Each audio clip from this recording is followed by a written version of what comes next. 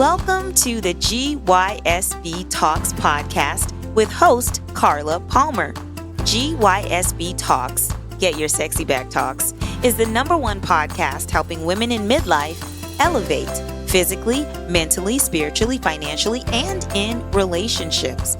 I am so happy and oh so grateful that you are here today and every week. Now, let's get into today's topic, shall we?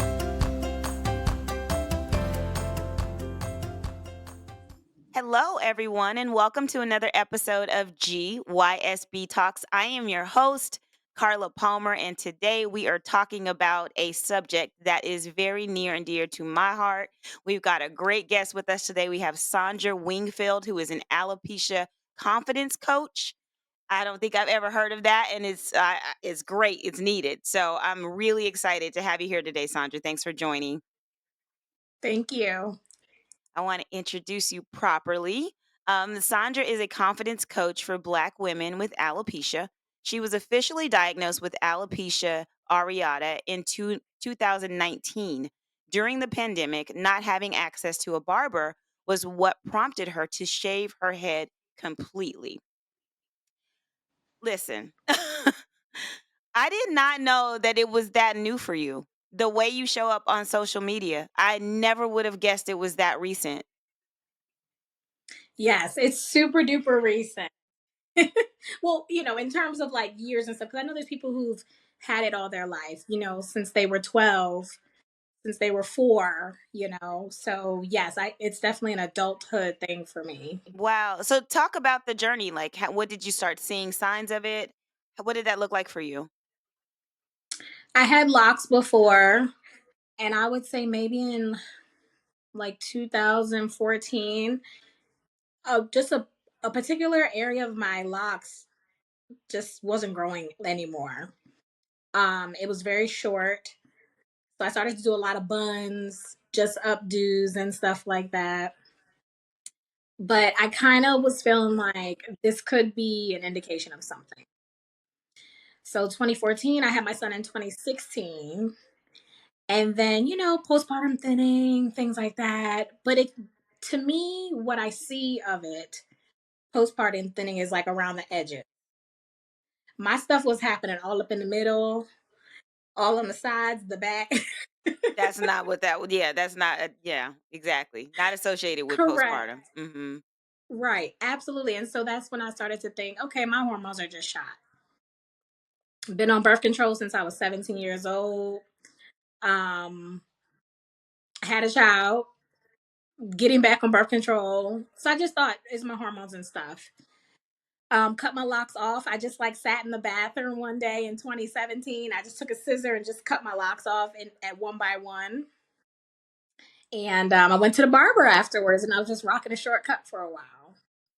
So was it Luckily, was it short and like with ball patches, or was it just short and like nobody would know? I don't think that anybody would have known at that time, because I was also getting like designs in my hair. So my hair was a fade. So it was like shorter here. And then at the top, I had like, more fro going on. And it wasn't my intent to like cover up at that time. I just love the style. Like, I just deleted the Pinterest board actually of like all the girls with like a fade with like a fro or a curly cut on the top. I just thought it was super dope. But my barber luckily has some knowledge of the scalp. And she was like, I think that something more is going on here than just like tension from your locks.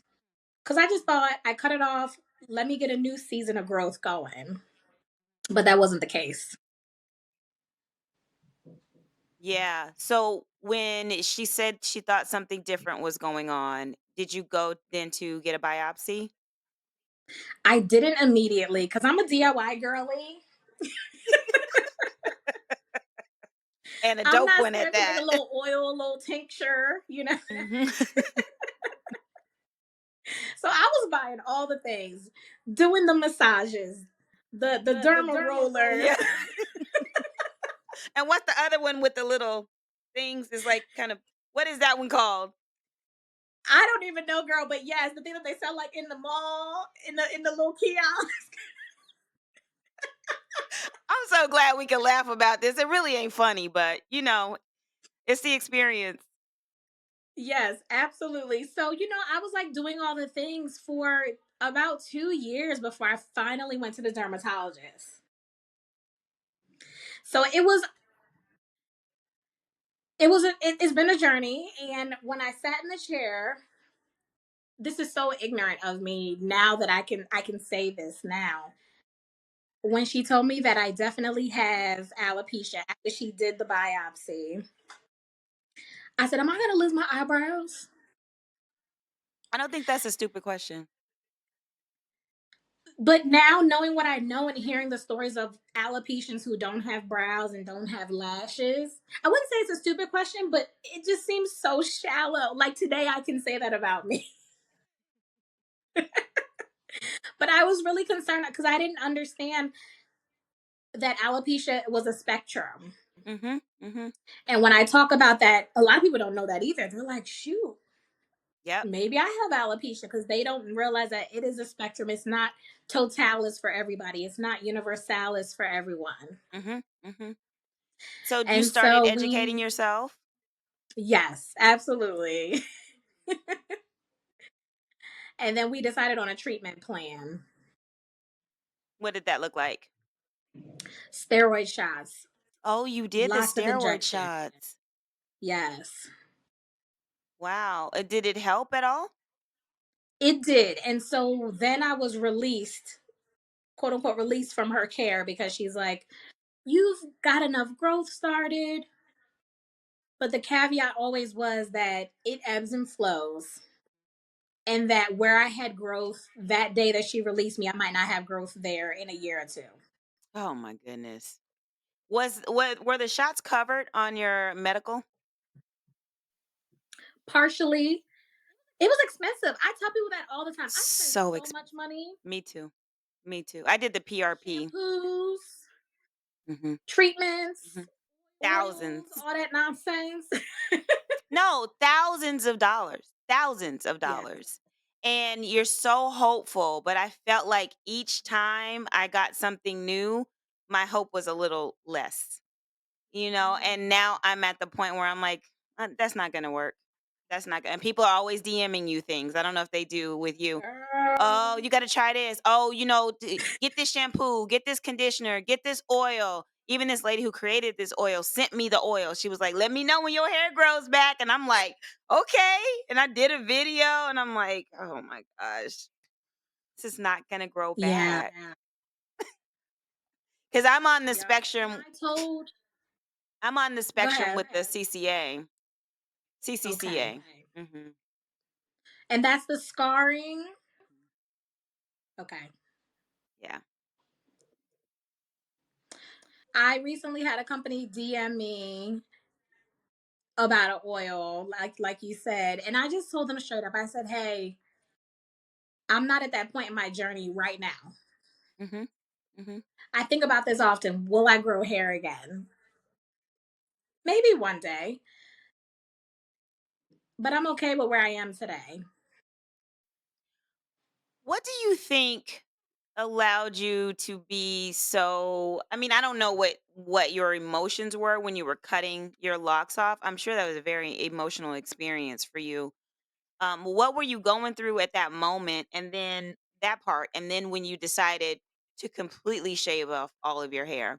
Tell me about like what you were going through mentally there, because I think a lot of women want to do it, but they just don't know if it's the right thing to do.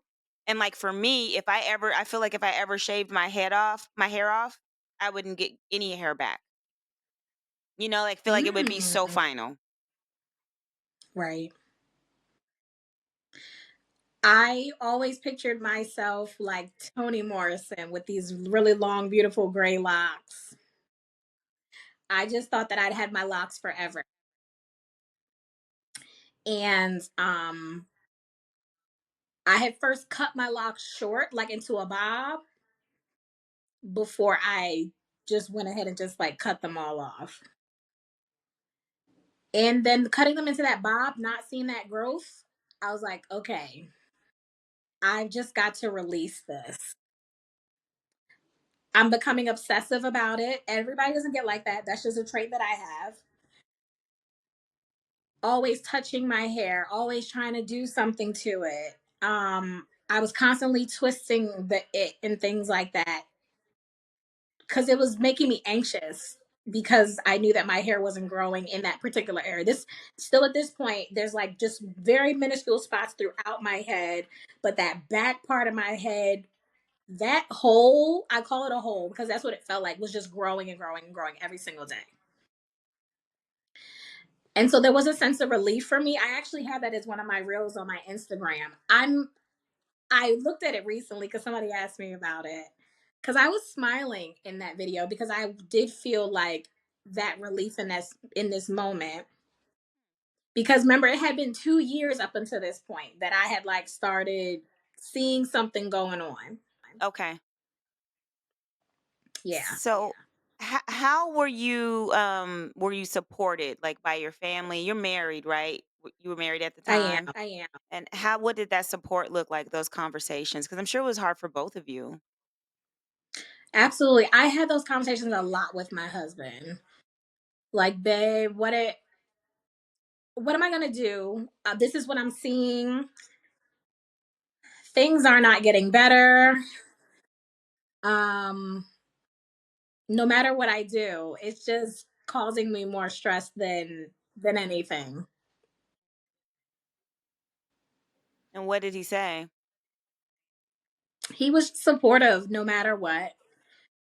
And he sat and like looked through that Pinterest board of 1,000 pictures with me, like, okay, once I cut these locks, I'm gonna go to the barber and I'm getting one of these hairstyles.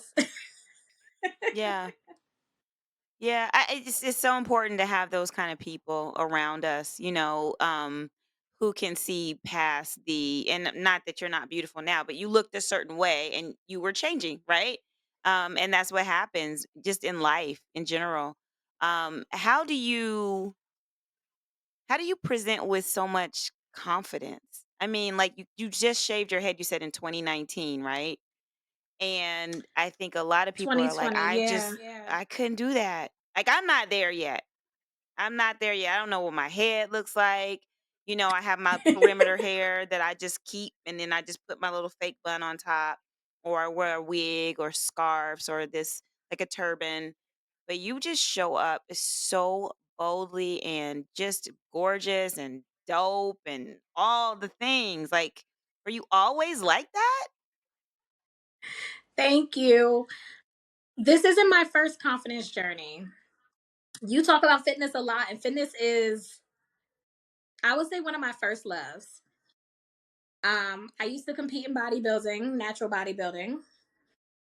And then when I got pregnant with my son, my life just changed. I could no longer go to the gym at 4 a.m. and then be back in there at 4 p.m. And I was no longer competing, and I didn't have money to have a coach because I had to pay for daycare. Hmm. So it was my body that I went through like my biggest confidence journey first. So I think in loving my body after I really hated my body. I'm like, I'm losing my hair. I do not like how I look. I don't feel good. I can't move the way that I used to move. I had a C-section too. So I was like, my body is just failing me on all fronts. That's real. Them C-sections ain't no joke. Yep. And so I think that that was my first journey that I really led to the catalyst of me being okay with this journey. So it's more like accepting that Yes. things, yep, there's been a transition. This is what I'm working with right now, and I'm gonna love this. I'm gonna love where I am right now. If I get to another place with these goals that I have, fine. And if not, I'm still that girl. Right? Absolutely. Yeah, it took time. It took a lot of crying. Hmm. I did all the things on that front too, trying to lose weight and look a certain way. Um, but I was always able to reflect back to the fact that those efforts just stole my joy more than they did to bring me joy. Mm, mm, mm, mm. That's so deep. Man. So when you work with other women as a confidence coach, where are they at? They are at different stages of this alopecia process or alopecia hair loss, or are they like very new? Where or all over? Most of the time, I'm getting women reaching out to me that are already a few years into it. Okay. They've spent the thousands of dollars, they've spent the time, they are tired of wearing wigs. They're tired of, covering up. They want to have the option at least to not have to wear a wig or cover up. They're not at the point in their confidence where some of them aren't even telling family members Hmm. or people who they're in intimate relationships with. Don't even know. Like, could you imagine waking up in the morning going to like get yourself together and then like laying back down and being like, "Oh, good morning, babe." I've done that before. Right. I hear stories like that often. And so they're at varying stages. What does the work look like? What are you teaching? How are you teaching them? The very first place that I like to go to is what is beautiful about you? Hmm. And I'm not talking about the physical things. Are you an amazing daughter? Are you an amazing aunt? Are you an amazing mom? We often get so stuck in like our physical self or just in our ruts that we're unable to remind ourselves of all the beautiful things that we have going on in our lives with ourselves, all the people that like love us so much and worship us and adore us and that will love us regardless of what we're looking like. Hmm. Hmm. Do you teach virtually or are they in Germany? Virtually, I haven't had any international clients. Everybody's been in America. Really? Yes. Is there a big black community where you live? There is. I'm really close to the military community, so there's a lot of us black folks here. There's actually some beautiful bald women that I've run into. You see each other, you're just like you're like Yeah. running into each other's arms. You're like, oh my My sister. god, right? Yeah. Oh wow. Yeah, we gotta get you some more clients where you are. I'm sure it's needed. But like you said, there's so many of us with alopecia who are hiding and we don't know Yeah. what to do and we just cover up and keep on going. And that's not necessarily the right thing to do because I had a doctor on, Dr. Yolanda Lindsay, on recently, and Yes. we were talking about alopecia and how if you catch it soon enough, depending on where you are on that spectrum, like you were talking about, you might be able to save some more of your hair instead of just covering up. And people are wearing all these wigs and putting all this glue on these cat. I'm like, what are you doing? You have no idea that you're making this so much worse than just addressing the issue. And the sad thing to me is there are all these videos on TikTok, on YouTube, on Instagram, and our younger girls are seeing this and they too are going and doing this stuff to their hair and they don't need to do that at that young age. And I feel like you don't we don't know like what causes alopecia, right? There's different things. And I think that there are different styles, like the style that I was wearing with that bun up there with my braids. I don't think that was helpful. Just like I don't think those wigs with all that glue on the front, like I don't think that that's helpful. But I just feel like people are just so into, like you were saying, like presenting in a physical way, in a way that is, you know, the standard of beauty. And it's just hurting us. Absolutely. I That is why my specialty is black women. Okay. It's so much deeper than the alopecia for us. There are generational curses that need to be broken. There are schools of thought that need to be broken. Yes. There are chains that need to be broken for black women when it comes to hair. We put so much of our identity into our hair.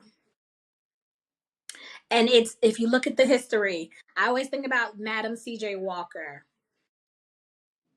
Her journey was, yes, it was hair care because, Black women could only go to certain places to get their hair care done. But there was also this standard at that time that they had to assimilate to. We no longer have to do that, but unfortunately, those ideals have continued to come with us.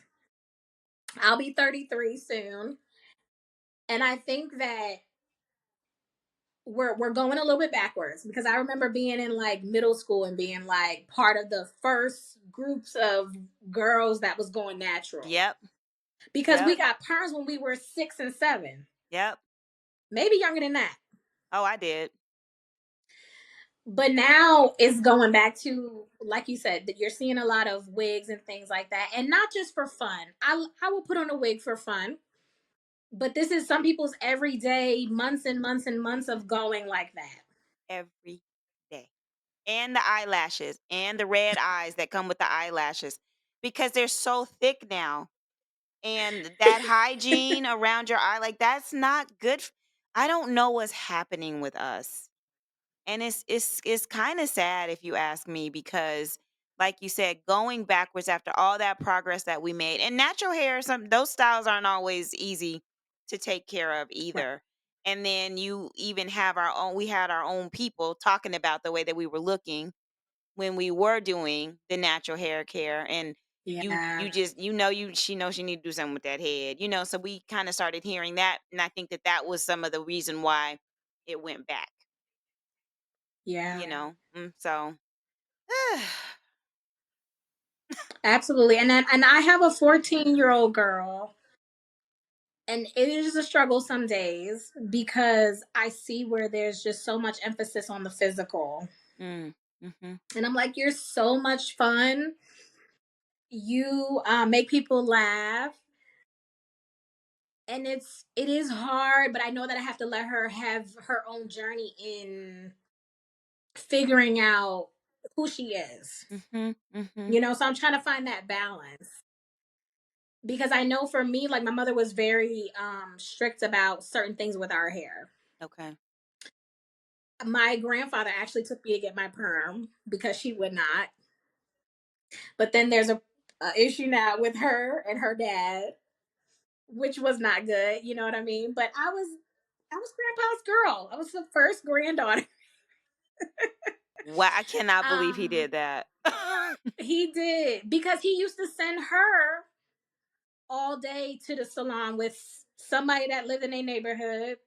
She did hair, and she would just come pick up my mom in the morning. She'd spend the whole day in the salon with her. Hmm. And so my mom is 62. So, that's just a different generation. That's just how they did things then. And I think that it was those moments that were traumatic for her that made her so hard on us about how we did our hair. She wanted us to be natural. She was very adamant about that. But I remember also when I was going natural again, being bullied in the hallway Yep. because I had twists and my Yep. hair looked unkept. Yep. But let me tell you something. The girl used to tease me. She had a perm. Okay, her hair was straight, but her ponytail was also this big.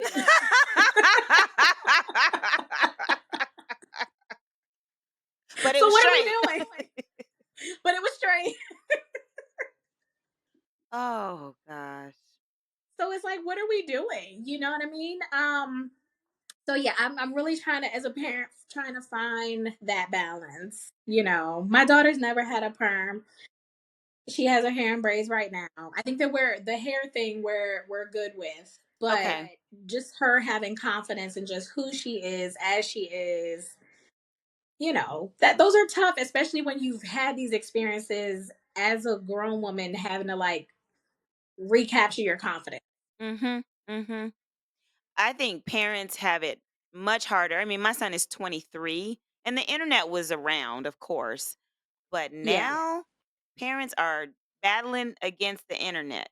and the things that these kids are seeing on the internet and all of the garbage that's on the internet, it is not helpful to these kids' confidence at all. And they aspire to be these people that they're not even real.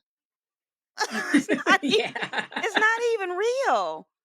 So I feel for parents these days because it is a lot of trash out there, and you can't tell your kids, "Oh, you can't look at that." It's right on their phone. What are you gonna do? Take their Yeah. phone?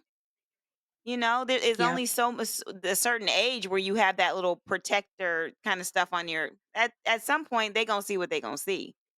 And Yep. so for you, like as a mom and me as a mom and other people have kids, we just have to constantly have conversations with our young people, even if they're Mhm. 23 or 14, Mhm. because they have to hear the truth from us because they're not getting it from social media and they're on there.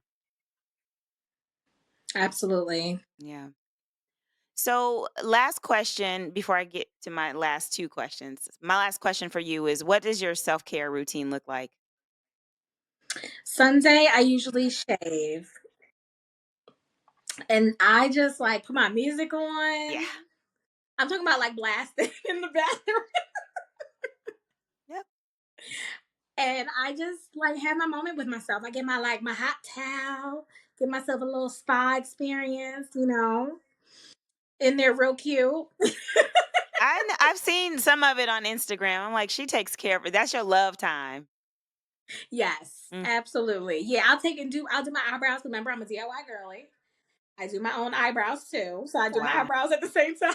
Wow. You are a DIY girly. That's impressive. Yeah, so Sunday is definitely, I believe in the self-care Sunday. And then like the rest of the week, like in the evenings, do you get a lot of sleep? Like do you work out? What does that look like? Yes, mornings and gym. Those are me and Jim's time. I don't miss a date with Jim. That's so funny. I used to say that all the time. I'm going to see Jim, my boo. Yes, I love going to the gym and lifting heavy. Oh, I love weights. I have started jogging a little bit more now just for like my cardiovascular health, not with a weight loss goal in mind and things like that. But I'm somebody who has anxiety, okay. and so I know that going to that gym in the morning and I have to think about it the rest of my day is the best thing for my mental health. Yeah. Yeah. Absolutely. What time do you go? I get there at 6. I used to be a Oh, 4 a.m. gym girly. That's what people told me. I'm getting there. I'm dealing with it now. I'm like, it's okay. I can go at 6 because then I do shower at the gym and just go right to work. So it's okay. convenient. Okay. Okay. That makes sense. Awesome. Okay, so last two questions. Number one thing on your bucket list right now. Ooh, I really want to meet Gordon Ramsay. Really? Are you do you do a lot of cooking? I like to eat. Oh, you want to meet him and eat. I was just saying to my husband yesterday, I'm like, babe, in the next 5 years, do you think we'll have enough money to like get Gordon to make us a meal?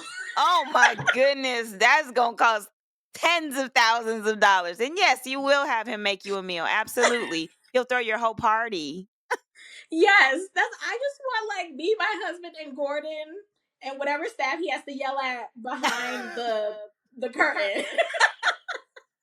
But the food looks so good, doesn't it? It just looks like Listen, this man was born to do that thing. He was put on earth and gifted with all that he needed to do that. That food looks like you shouldn't even be able to cook like that. I'm not mad at that bucket list. I'm not mad at that. I love me some Gordon Ramsay. I love that man. Where is his place? Does he have an actual restaurant? I mean, I don't follow him.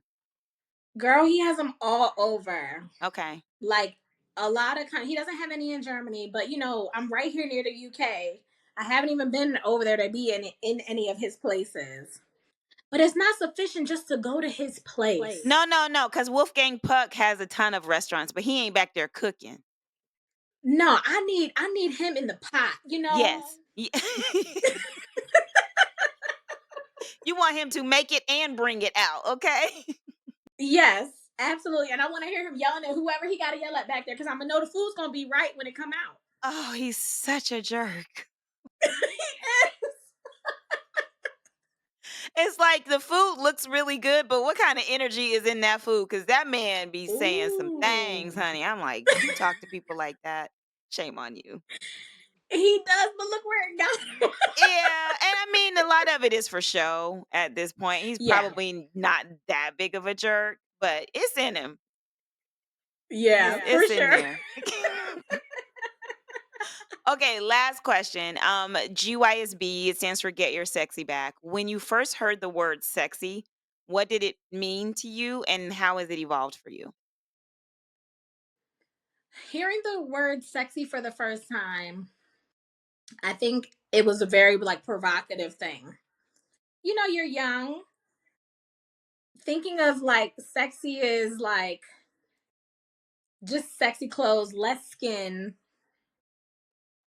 But I don't have that thought anymore. My smile is my favorite thing about me. And you know, everybody has like their weird things that they love. Like me, it's for calves. Like calves are sexy to me. And I know somebody out there is probably like, a calves? Really? I think those are sexy to a lot of men, especially. They really Yes, like them. Mhm. exactly. And so I think that my smile right now is like my sexiest thing about myself. And then just my presence. People talk to me all the time. And I talk about this on Instagram a lot because I don't think people believe me. I get stopped by men. I get stopped by women. Everybody's trying to holler at your bald girl, okay? I believe that though. I But I don't believe think it's that. my bald head. I think it's the confidence, just the presence that I bring, Mhm. Mhm. the overall. Mhm. Mhm. So your essence is sexy. Yeah. Yeah, I like that. Yeah. Yeah. You exude that. It definitely comes through on Instagram. And a lot of Thank it you. is just like you have like your smile. You have the most beautiful smile and then you just Oh, show thank up you. like calm and confident. I do And that try. It's a that's little chaotic attractive. sometimes. But you don't see it on social media. And I'm sure when you're out and about in different environments, you exude the same thing. So I get it. Thank And it you. is. That's sexy. So how can people connect with you? What's the best way? Yes, absolutely. I am on Instagram and on TikTok, the dopest Alopecian. Somebody asked me recently, where did that come from? And I'm like, you guys know the line, the dopest Ethiopian, right? That is what That's where it inspired came it. from? Yes. Oh, that's Yes. so dope. Wow. Are you a hip hop head? I do love hip hop. 90s, old school.